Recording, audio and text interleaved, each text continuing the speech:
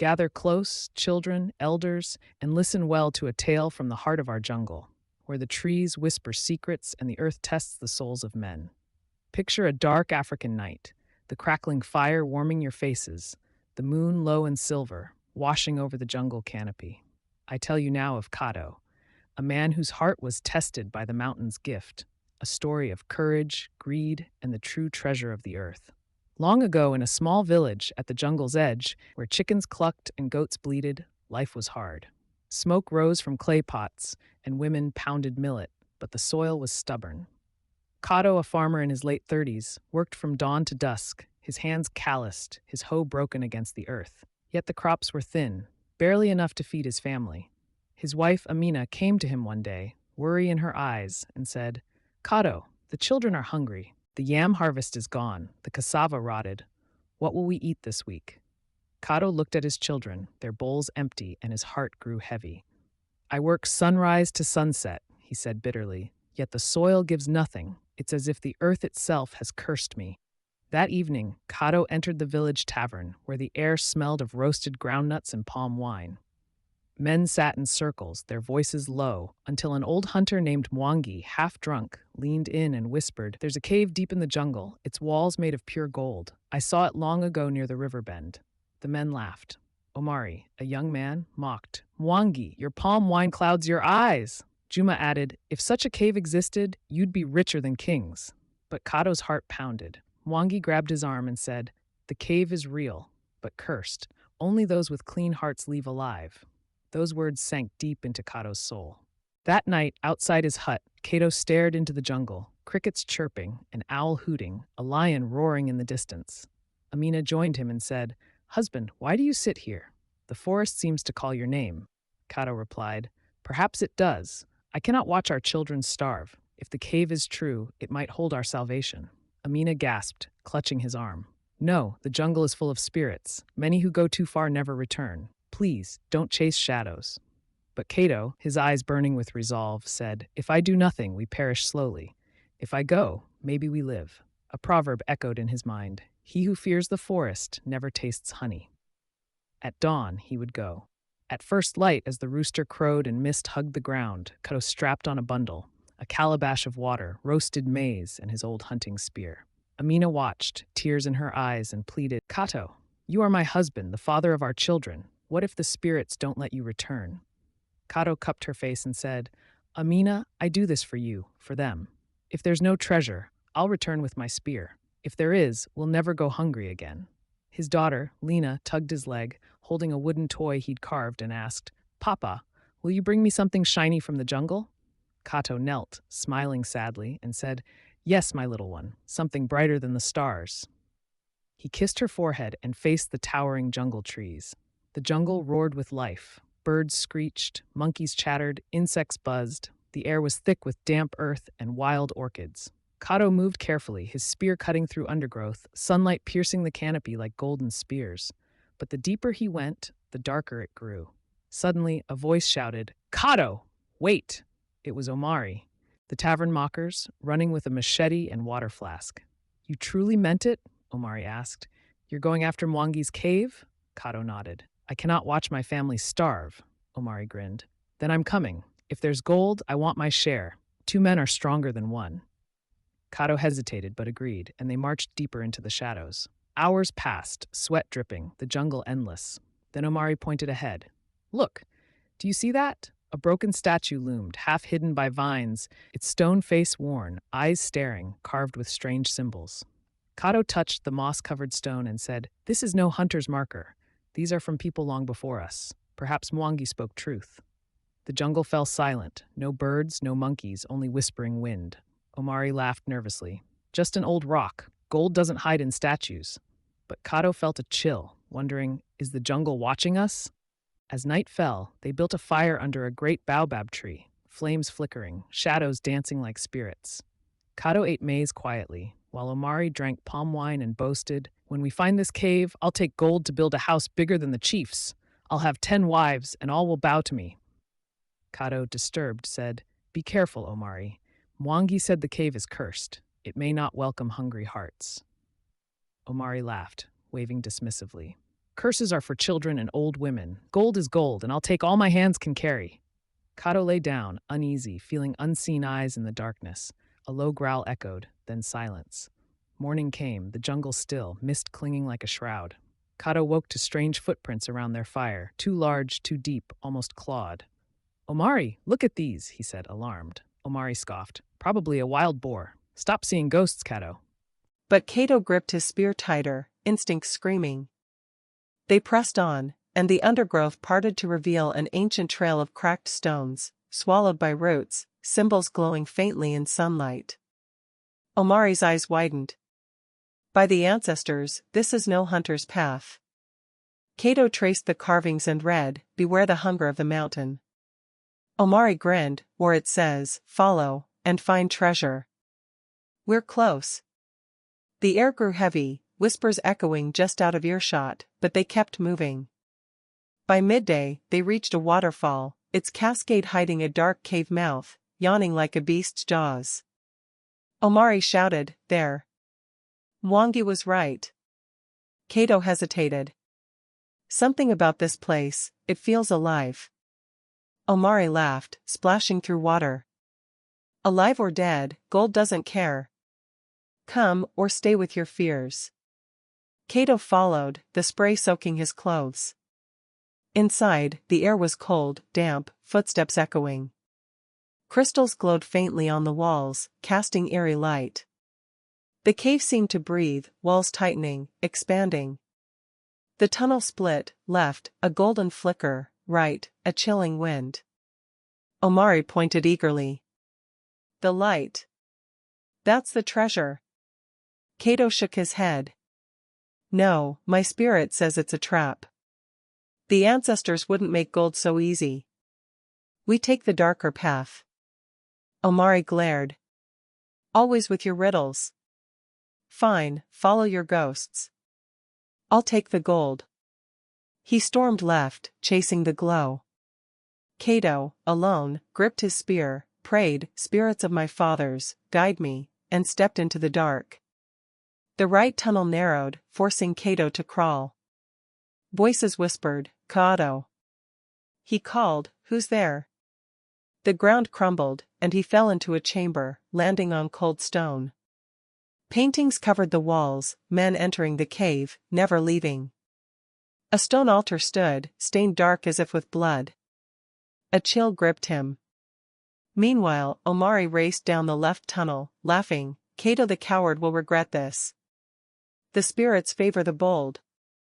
He entered a cavern, walls glittering with gold veins, coins and ornaments piled like sunlight. "It's true," he whispered, breathless. "I'm no longer a poor villager, I'm a king." He scooped up gold, icy to the touch, blind to the bones beneath, skulls, ribs, skeletons of greedy men. The ground rumbled, gold melting into writhing black tar. Shadowy hands rose, and an ancient voice boomed, "He who seeks only wealth feeds the hunger of the mountain." Omari screamed as shadows dragged him into darkness, his cries fading to silence. Back in the chamber of warnings, Kato murmured, "A fool's greed blinds him, but the wise listen to the earth's silence." He recalled his grandmother's proverb, "The path of light may blind you, but the path of darkness may guide you." At the altar, he found a carved mask, radiating power. A gift or a curse? He wondered. Lifting it, the walls shimmered, paintings moving, greedy men swallowed by shadows, humble ones rewarded with wisdom. A rumble shook the cavern. A half-man, half-beast figure emerged, draped in feathers and stone armor, eyes like fire. "Kato, son of the earth," the guardian spirit said, "why do you walk the path of darkness?" Kato knelt, clutching the mask. "I seek not gold, great spirit, but truth and strength for my people." The guardian studied him. Many spoke sweet words, yet betrayed their hearts. "If you found gold to build a kingdom, what would you do?" Kato answered, "I'd not hoard it or sit like a selfish king. I'd build schools, heal the sick, give my people a chance to rise." "What is gold if your neighbor starves?" The guardian's eyes burned. "Words are wind. The cave will test you. Survive, and your truth is proven. Fail, and you feed the mountain. The ground split, and Kato plunged into darkness. He landed in a chamber of shifting shadows, twisting into his father, friends, Omari. Shadow Omari sneered, "You pretend to be noble, but you envied me. You wanted the gold." Kato's hand shook. "No, I won't listen to lies. A man's wealth is in his people." The shadows swarmed. Kato raised the mask, its glow burning them away.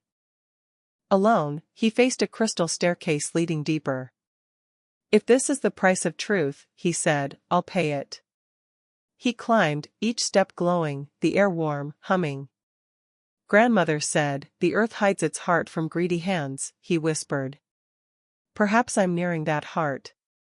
The staircase led to a chamber, its ceiling like a starry sky, a golden tree at its center, roots fused to stone, branches glowing with leaves of light. A pool of glass-like water sat at its base. "This is no treasure of men," Kato gasped, "but of the gods." The tree stirred, a figure emerging, tall, robed in woven light, face hidden by a golden mask. "Kato, child of dust and breath," the spirit of the tree said, "what do you seek from the mountain's heart?" Kato bowed. "Great spirit, not riches, but strength for my people. Our fields are barren, our children hungry, our enemies bold. Let any gift be for them." The spirit said, "Your words are noble, but every heart trembles before temptation. Look into the water." Kato knelt, seeing himself robed in gold, crowned, villagers kneeling, his face twisted with pride. "You say you help them," his reflection mocked, "but you crave power. With gold, you'd rule, not serve."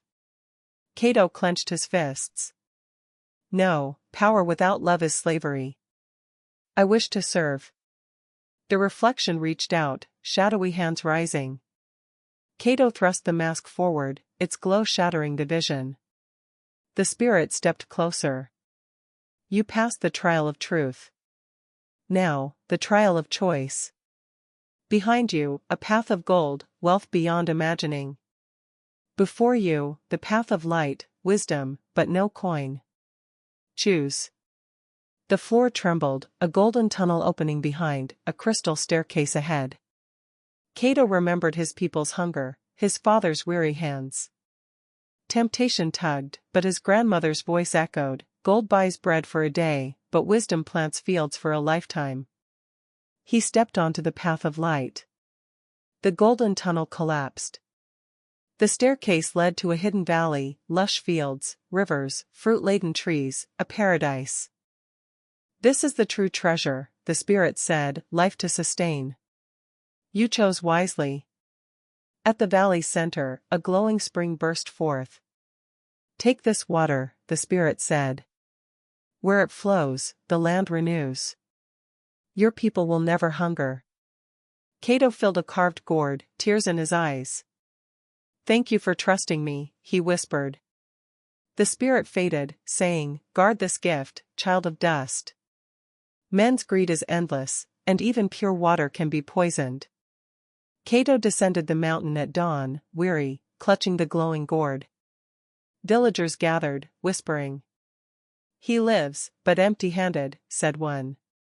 "He chased legends for nothing," said another. But a child pointed, "The water shines." Kato knelt before the elders, placing the gourd down. "This is no gold, but living water. Pour it, and the soil will heal." The eldest elder scoffed, "Water? You mock us? We need food, wealth." Kato poured a drop onto the cracked earth. It trembled, green shoots bursting forth, fields blossoming. "By the ancestors," a woman gasped, "the land breathes again." But Omari, who'd escaped the cave empty-handed, watched with rage.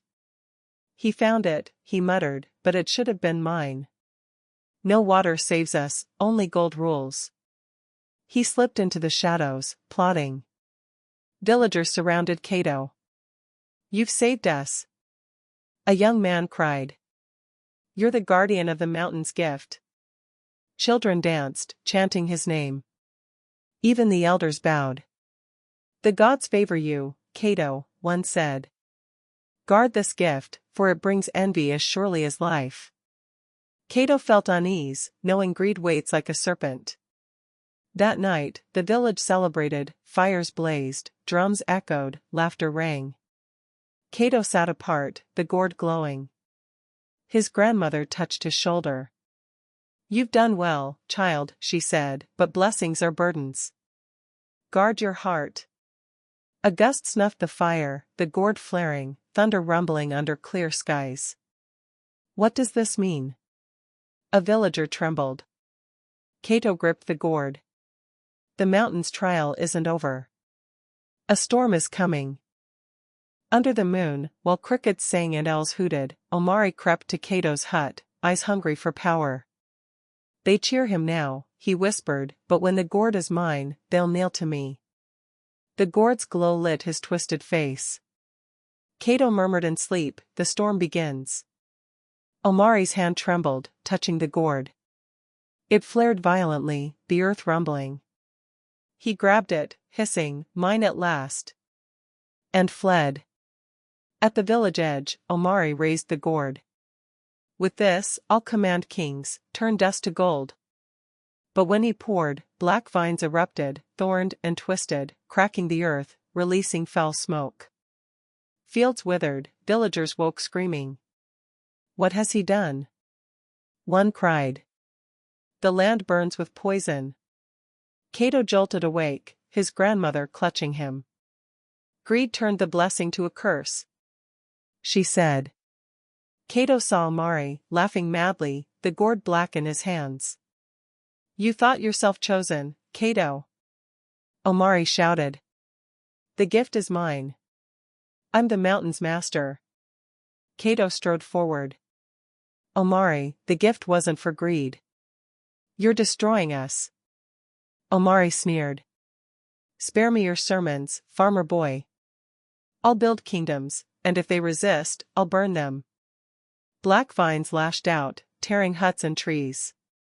Kato gripped his staff. If you won't stop, I will. The sky turned with black clouds, lightning cracking. The jungle groaned. Omari held the gourd high. Behold me, Omari, master of power. Villagers huddled, terrified. He'll destroy us. One cried. Kato's grandmother called, only purity commands the gift.